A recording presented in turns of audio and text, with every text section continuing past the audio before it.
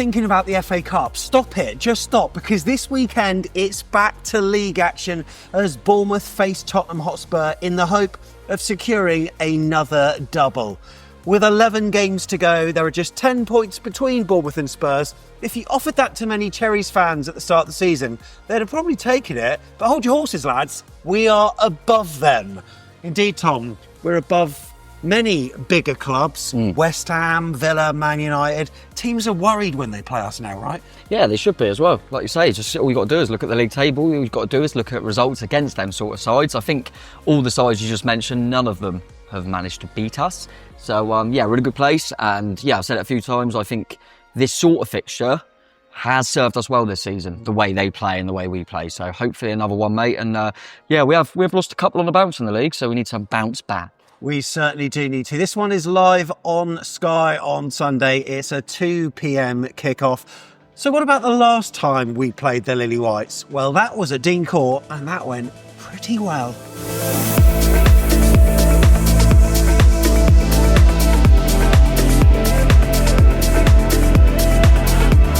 We are in just in time for kickoff then. Let's do this, boys.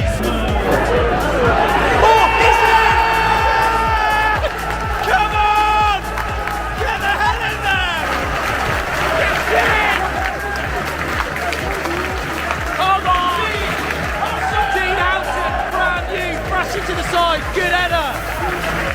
Oh, he's got me off. You know what? I thought he should have shot himself.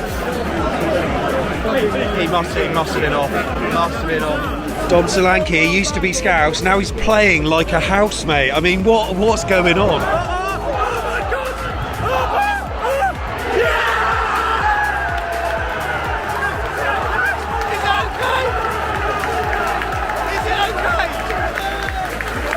Everyone's there's a wait.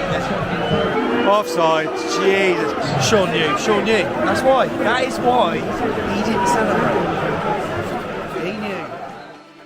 1-0. We battered them 1-0, Tom. How's that possible? Oh, it was a weird game, wasn't it? I mean, the XG was like over 3 for us, wasn't it? And like half for them. We absolutely dominated them. We couldn't get our second goal, but they never really threatened. You never know at 1-0, but I was pretty comfortable. Yeah, we played really well. We had over 20 shots, didn't we? So, yeah, we were all over them. I think it was Houghton that scored, wasn't it, for us quite early, but we couldn't get that second goal. But I think we had one ruled out. Evan Ilson, I think VAR got involved like it likes to. But, yeah, we got the job done, mate. It was a really impressive performance because they had some obviously injury problems, but, yeah, we swarmed all over them. So funny how football changes and you forget so much so quickly. And that game wasn't long ago. Completely forgot that we scored a second, albeit it was disallowed. But yeah, 21 shots to their 12, but on target, that was where we prevailed, 8 to their 4. And what a game it was. The last time we played at their place, well, that was New Year's Eve 2023. So going into 2024, 3-1 to Spurs, just not our day. Alex Scott scored for us. First Premier League goal, I think, and I think he got a second and it got ruled out. But that's right.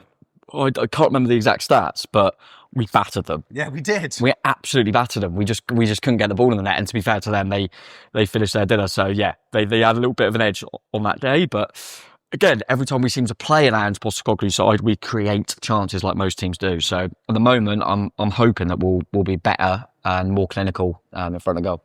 Well, we'll go over their games shortly, as we always do. But at home in the league, since we played them at Dean Court, right, this is what's happened. They've lost 4-3 to Chelsea, lost 6-3 to Liverpool, drew 2-2 with Wolves, lost 2-1 against Newcastle, lost 2-1 against Leicester. Yes, they did beat Manchester United 1-0, but they also lost against Manchester City 1-0. Those are just in the league, of course. They've played European games and also in the Carabao Cup as well. Indeed, Spurs have actually, overall, they've lost 7 Premier League games at home this season. It's the joint most in a 38-game season in the competition, level with 1996 and 97. Their home form, as can be seen from this home form table, mate, this is over the course of the season, not great.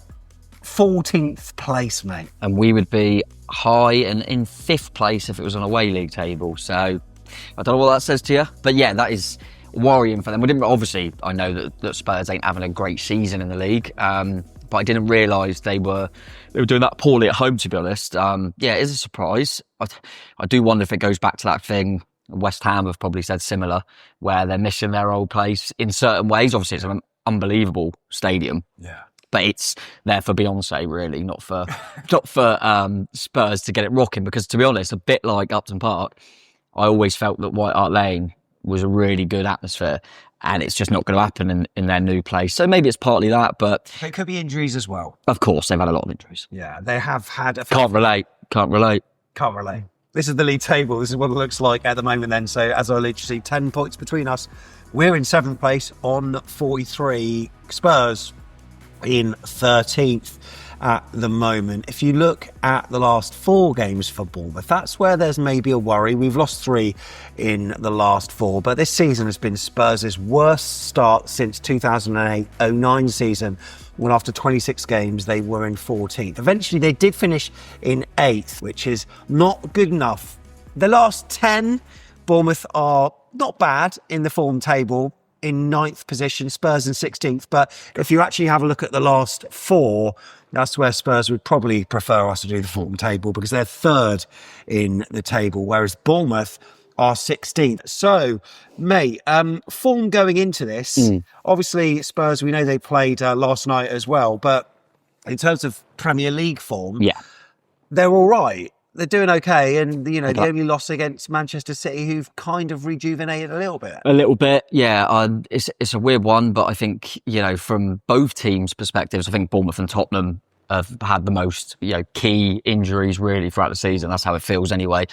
Both teams have started to get a few back, but we've dipped a little bit in the league, but they've obviously seen the rewards of that. I think from our perspective, I think we lost to Liverpool, which virtually everyone does, and we did play well in the game.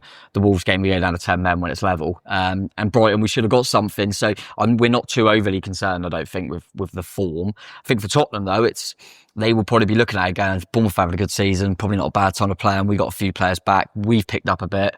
I think the amount of times, obviously we had it early in the season to be fair, but the amount of times Spurs have looked shocking, and I thought, wish we could play them now. It's probably not that at the moment, but they're still not. Not everything solved at Tottenham, but as you say, mate, I think some key players back, and I certainly see them finishing higher than they are, but I don't see an unbelievable run of form that sees them go unbeaten for the rest of the season or anything mad like that. Really, really intriguing game, because their form on the rise, and ours not so great, losing, of course, 3 of our last 4, as many as we had in our previous 18 as well. So who knows how it's going to transpire.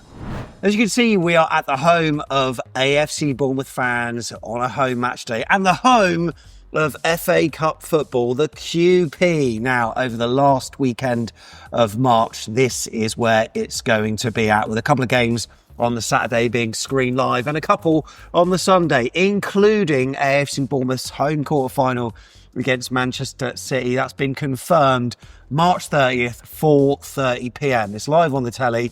That, though, means the Ipswich game that we were playing at Vitality has been moved back to the Wednesday, the 2nd of April. That's a 7:45 p.m. kickoff. Apparently they said, for Back of the Net to try and get a second look and a preview out, we'll push the Ipswich game to Wednesday. But yeah, we knew it would probably get moved. Sorry to all the mothers out there. Mother's Day's, I did text my mum in straight after the fixture was announced and said Mother's Day's counts. Well, but she understood. It's Man City in a FA Cup quarter final. What can I do? But yeah, no, I'm looking forward to that one, mate. And as you say, they'll have all the games on down here. We'll be the last fixture, won't we?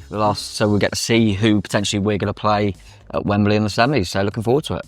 It's home of the £10 roast, so make sure you get down here for that. Tom's got a little special card, though, that allows him to have £1 off. Yeah, just get it for £9, mate. I'm a season ticket holder, so yeah. Love it. And you can hire the courtroom, of course. That's where we're presenting from. If you want to hire it and you're a Back of the Net subscriber, it is free. And you know what, mate? We were in the courtroom recently for one of the Cherries community events. We've got some footage showing on YouTube now of loads of people chatting, playing games, socialising. It's on the last Wednesday of every month. Yeah. And there was a piece in the Echo. There was indeed. It's going to be on the telly. It was a bit of that, wasn't it? Yeah, there was a nice piece in the Echo, actually. If you haven't seen it, make sure you check it out. So, yeah, it's a really good event down there, just to get people along, get people chatting and stuff like that. Talking Cherries were here as well. So, even Jim popped down as well to speak to some people. So, it was really nice. And I passed the baton on to my old man to get in the Echo, because I thought I'd take a lot of limelight off him. Do you know what I like about that? Simon Jordan, Tom's dad. Yeah. It's become a sort of Justin Patrick thing. It should do. It should. As it should. Absolutely superb from her. Right, so Ange, he's been under a bit of pressure this season. However, a good run in the EFL Cup, losing to Liverpool, of course, over 2 legs. I mean, they did well in the first leg to beat them. Yeah. Liverpool, of course, battered them at Anfield. And then last night, of course, Europa Cup action for them, with a second leg still to come. So they are in that competition, but they have had an injury crisis. But so have we, and maybe Spurs fans who are watching this might not know about it, only we've not really said anything about it. Well, Andoni hasn't anyway. No, we were saying it from our perspective that we were getting injuries, but no one was talking about it because we were just winning football matches. But yeah, we've had a lot, and actually I keep saying this because a lot of Tottenham, which I do understand, have been saying, yeah, but we've lost both our centre-halves, which is obviously key. Yeah. They could both be back, but yeah, they've lost both their centre-halves for a long, long period, which is obviously going to hurt you. Equally, our starting pairing at the start of the season was Andoni and Celesi, who are both out of this Tottenham game, so we're without any centre-halves going to Tottenham, by the way. But yeah, they've had some key ones, mate, and obviously it's a weird one. I think once it happens so many times, you start going, okay, is something going on in training? Is it the way they play? Because Dom Solanke was rarely ever injured for us. Yeah. So that's strange. And I actually think he was, doing all right for him. I think they were quite happy with the signing, but he was, we know how hard he works and bits. But yeah, he's had a bad injury. Richarlison's been out. Obviously, both centre halves as well. They've lost midfielders constantly. The goalkeeper was out. So they've had some horrible times. And I think it's one of them where Ange can quite easily come back at the critics and go, judge me when I have my players fit because I've had an injury crisis. But equally, that kind of gets him away with it as well. So it depends. I think he's put a lot of pressure on himself for next season. Because it's a weird one. I do get, I'm not a Tottenham fan. I don't know all the ins and outs. But a lot of it seems to be on Daniel Levy a lot of the time, about, about why they're failing all this. But I look at him sometimes and go, but he does spend money. They just spent 65 million on Dom Solanke. Brennan Johnson was 50 million. True. Too much. I look at their squad and go, all of them cost money. Yeah. So I don't really understand. They needed a striker, so they bought one for 65 million. They needed a goalkeeper, they bought one. They have got the players. I mean, it's not his fault they're injured. But as I say, I don't know the ins and outs. I think the frustration probably is that, the amount of money they're getting coming in for, Beyonce playing there and stuff. They probably want to see a good team on the pitch, and yeah, they don't win anything. I've said this before. The last time they won something, our ex-manager Jonathan Woodgate got the winner. What? Hang on a second. Does the Audi Cup not count? Absolutely not. But Betway Cup counts, by the way. But yeah, Woodgate in 2008, I want to say. So it's been a long, long time. I was at school then. Well, this season, Spurs have handed more minutes to teenagers than any other team in the Premier League this season. In terms of minutes, 2,582. While the 57 appearances they have given to teens this season is their second most behind their campaign in 1993-94. So it shows that they have been, struck by injuries. And I suppose it doesn't really help that the ones that have been available are not quite at the levels that they have been previous seasons. So Heung-min Son, for example, he's not the same player anymore. I don't really get why. No, I know. He's getting older and stuff. Yeah, I do think he's lost the yard. I think he's lost his pace, and I think also the change in style with Ange and the way he wants you to press now. I just don't think that's Son anymore. This is all going to bite us in the arse when he has a stormer. Yeah. But he is what, like you say, he normally scores against us. Yeah, he normally carries the burden, doesn't he? And he's not quite done that. I think Brendan Johnson, you can't argue with kind of some of his stats with goals, but he does float in and out of games. His stats don't match what I see. No, I've got a few mates that are Tottenham fans, and they all think he's rubbish. But then he'll just apparently occasionally put the ball in the net. I think some of their fullbacks and Porro and that, they're good at times, but then they get caught a lot. So they've probably Basuma not quite hit the level all the time. And yeah, as you say, mate, some of the players that have come in have just not been good enough. Whereas from our perspective, we've lost some big players, but then players have stepped up. So we always thought, Zabani and Celesi. And Celesi's been out for ages, but we haven't really noticed because Houghton's been another level. Yeah. So, it's relying on them players to come in to kind of take the weight off the shoulders of losing so many players, and they haven't quite done that. but they've rummaged through it, haven't they? And they're starting to come back a little bit. Very similar styles, and it's no wonder that Sky Sports want to televise this, because I think it could be quite an interesting one. Bournemouth with 300 and Spurs with 299 are the two sides of the Premier League that have recorded the most pressures, resulting in a turnover in the final third. So I'll tell you what, more of that please, and we could have an exciting game, but hopefully more for Bournemouth and less for the home side.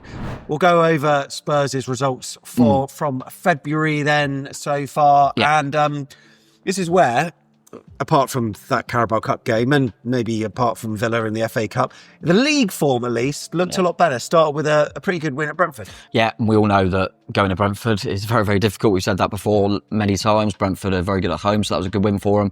They got smashed in the Carabao Cup second leg. It was a really weird game. Obviously lost in the FA Cup to Villa, which is always a difficult game. Beat Man United. I mean, that was a game that felt like the two clubs that have underwhelmed the most playing each other, but, anyone could beat Man United. Absolutely terrible. But they, went to Ipswich, won 4-1. I thought that could be a tricky one. Ipswich will make it difficult, make it nasty, and they were just too good. And, they lost to City, but it was, like as you mentioned earlier, mate, City are slowly coming back, and it wasn't, they didn't get trounced to them. So they've definitely turned a bit of a corner, Spurs. Let's check out our head-to-head with them. Can't be good. It's not Can't overly great. Oh, well, certainly our away game. So we get Spurs, Bournemouth, them. Just won the one. We've drawn none. We've lost 6. So we've played there a total of 7 times. That one win, of course, Gary O'Neill. That one. I just want to say I always like to praise Gary. So Gary O'Neill, what a day that was. What a day. Dango Ouattara. Dango and Gary O'Neill. Oh, Dango Ouattara, the most unconventional striker / penalty taker / left back / right winger / knee slider. Did Vina score in that game? Yeah, Vina scored as well. Oh, Dan Juma scored for them. Yeah, and Solanke scored for us, of course. Yeah, it was a cracking game. It was a really good game. So, there's always this thing with teams that play on a Thursday night. Are they going to be tired? Of course, at this stage, having the games only, was only played yesterday, we don't really know the fallout in terms of who's going to be still available for Sunday, etc. So the teams, when you predict them later, will be interesting. We'll see if we can get around that. But 1-0 last night, Tom. Defeat for Spurs at AZ. Often we've played on Sunday against teams who've been in Europa or conference action, and we've always seen it as an advantage because we've had more rest. But I think for the opposition, it can serve as a momentum builder. I know the Spurs lost, but sometimes the best thing after a loss is another game to put it right. But in this case, I just wonder, especially with Dom coming off injured. Ange says it's just a knock, by the way. It'd be interesting to see how bad he is. But I do wonder how it'll affect him. Yeah, it's a difficult one to kind of call, isn't it? It does depend on a lot of factors. I think from our perspective, you've got to look at it and go, they've had a lot of players. They've started to get players come back. And then if they've had players that have been out for a long time, and listen, probably similarly to us, we've had it recently where I think it was like, so Sinisterra is a good point. He's been back for about a month, but he hasn't really played because you get worried then that they're going to pick up another knock. So Tottenham as they, have spoken about a lot, have had a lot of injuries for a long time. The ones that are back, are they then going to go, can they do Thursday, Sunday? It is going to be one of them where they're going to have to judge it, and I think it will be a case of some of them being all right to play, some of them not. Well, that's what we've had to do with Tavernier. Yeah. Relatively fresh back, and he played 120 minutes in the cup. Yeah, definitely. And I think, we've Evan Ilson, if Tottenham fans don't know, our striker's literally just come back, but we've planned, in the 2 games that he's been back, he's literally been told this is how long you're playing, and then you've got to come off, or this is how long you can come on for. So I think there'll be a bit of that. They will also look at it, and so will we, that this should be a high intensity game. Both teams like to press, as you said, really energetic side. So it's going to be really difficult on the legs for them. On the screen, if you're watching YouTube, you've been seeing the latest list of injuries from Premier Injuries. The latest injury to hit him is Dejan Kulusevski. He's the only one that's definitely going to miss. Big player for him as well. He's had more carries. Now, why they use this word carries? Why not just use the word dribble like everyone knows? He's had more carries in the Premier League than any other player. He's one that, I don't know what Spurs fans think, because I get that, so put it this way, so every time I watch Spurs and when they've been really bad this season, he's been the one that's trying to make something happen, and he's been the one that's working his nuts off, and he's been everywhere, whether it's in the centre or out wide. And I always think, God, he's a good player. But then, I play fantasy football, don't have him, because he never scores, never assists. Do you know what I mean? So Whereas Brennan Johnson is, I think, rubbish when I've watched him. Yeah. I don't want to jinx it too much because he's bound to score now. Oh, God. But then he'll get loads of points. So it's a weird one. But I'm glad that he's out, Kulusevski, because I think he works his socks off. And he's one of their best pressers. So I'm glad he's out. But remains to be seen on a few others.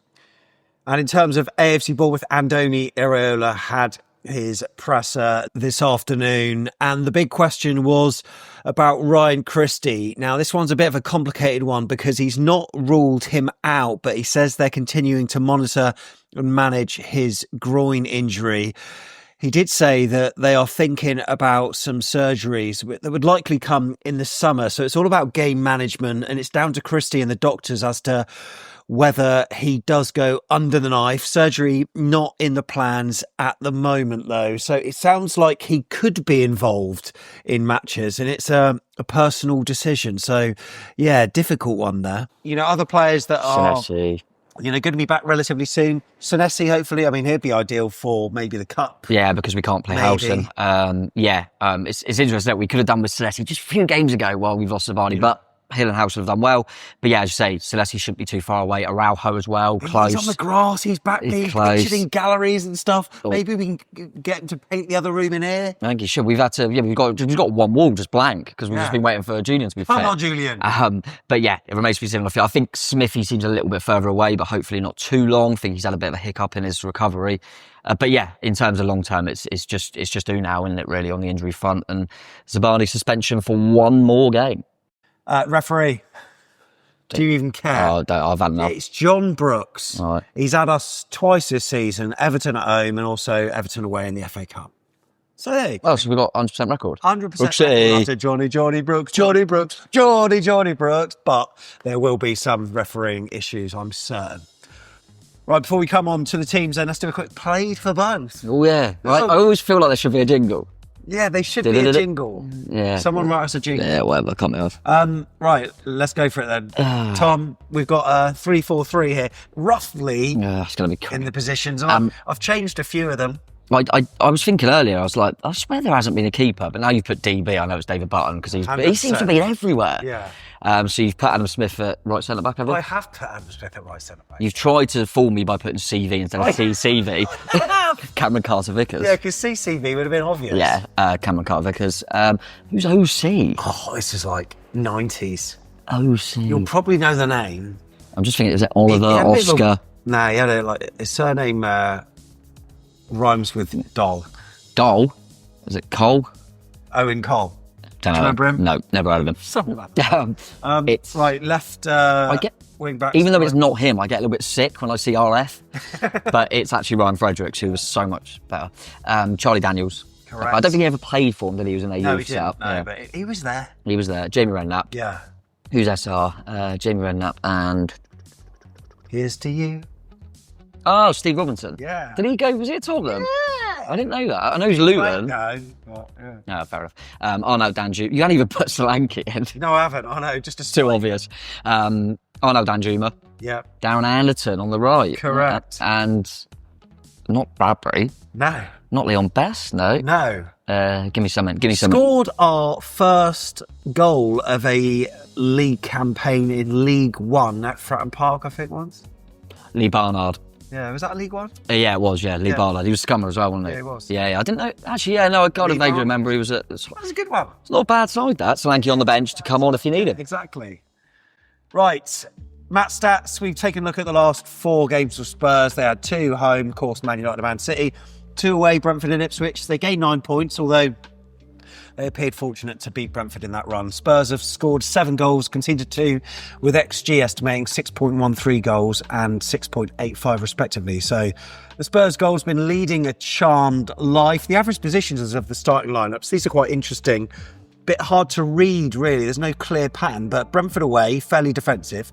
Man United at home, pushing a little bit further forward. Away, defensive. It's almost like at home, they feel a little bit more comfortable to send men forward, because even against Manchester City, the whole team formation was more advanced than it was against Ipswich by a whisker. So look, I'm really intrigued to see how this one will go. But one thing we do is expect them to have more possession, because when you compare the stats, they have marginally better possession and a higher pass completion rate, as you can see from the stats if you're looking at YouTube. Bournemouth have a higher proportion of chances from open play and also a higher proportion of chances conceded from open play as well. So I tell you what, this is going to be end to end. It will, mate. Can't wait. Right, let's do teams.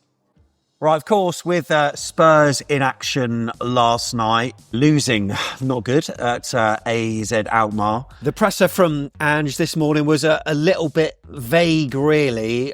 Knee to the back for Dom Solanke. So he's hoping, as I said earlier, that it's just a knock and it could settle down quite quickly. He did say that Romero and Van der Ven could feature. However, I don't know, we're being a bit tentative with our team selection here. I think what he said was he saw the pitch last night and he pretty much made up his mind that he wasn't going to risk them. He did also say, though, that Ben Davies has got a chance to return. But this is the team we're going for then. So Vicario in goal, 4-2-3-1.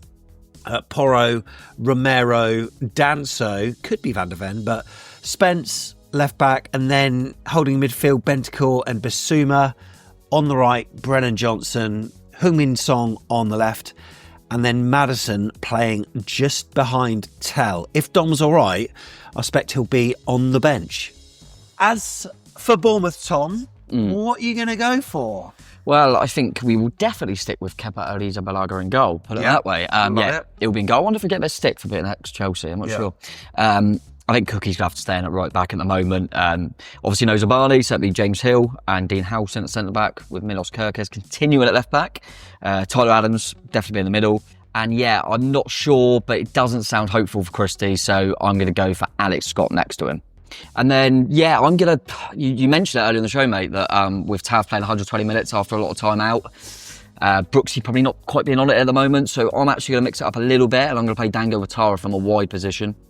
Put him on the wing. Yeah, I'm going to put him on the wing, put Semenyo on the other side, Clive at the 10, and then Evan Nilsson to start again up front. And you know then that you've got that chance of, if ever can't continue, you can put Ouattara up front, bring on a Tav or a Brooks. So you've got a few options there, and obviously you've got the Jebinator as well if you need him. But yeah, that's what I'm going to go with, mate. But not 100% sure. It could be Brooks, could be Tav. It's good to have a few options now. Even Sinny's there. So yeah, it's good to have some options, mate. Now, can I just remind you of what you said on a recent show about the Spurs game? I swear you said that we were going to get a result. Yeah, I swear. I did, yeah. We want to know what you think first, Cherries fans. So in the comments, we would appreciate it if you left your score predictions there. What are you going to go for then, Tom? Well, I'll scare Spurs fans first and say that I actually recently said that I thought Wolves would be really, really tricky. In that game, in the league game, obviously we lost that, and then in the cup game, I said it's going to be tight. I think 1-1 will win on penalties. And in this one, I do think Tottenham are going to score 2, but I think Bournemouth are going to get 3. 3-2 Bournemouth. Come on, roll it back. Dango Ouattara winner again. All right. Yeah, I don't know. I think it's going to be open, and I think we'll edge it. What do you reckon? 3-1 Bournemouth. 3-1. So we're both going for a win. Is that good? I think it's going to be 3-1. Yeah. I think I don't know. I don't know. It's tricky. I just think it's going to be obviously not having Zabani's huge. Yeah. But I think James Hill more than coped in the last game. I know it was a different type of challenge against Wolves. Yeah, there's a confidence booster for him. I think that he had a really good shift. Definitely. And Dom, if he's playing, he's not going to be at the high levels. He'll still be good, of course. Yeah, I think that. I'm hoping that with the fact they played Thursday, with some of their injury issues, our intensity, I'm hoping that the longer the game goes on, that if we're in the game, which I expect us to be, that we'll have a bit of an edge. So I think we're just going to nick it, mate. But I do think it's going to be a really good one, and totally should be the right one for Telly. I'll be shocked if it's not a really cracking game.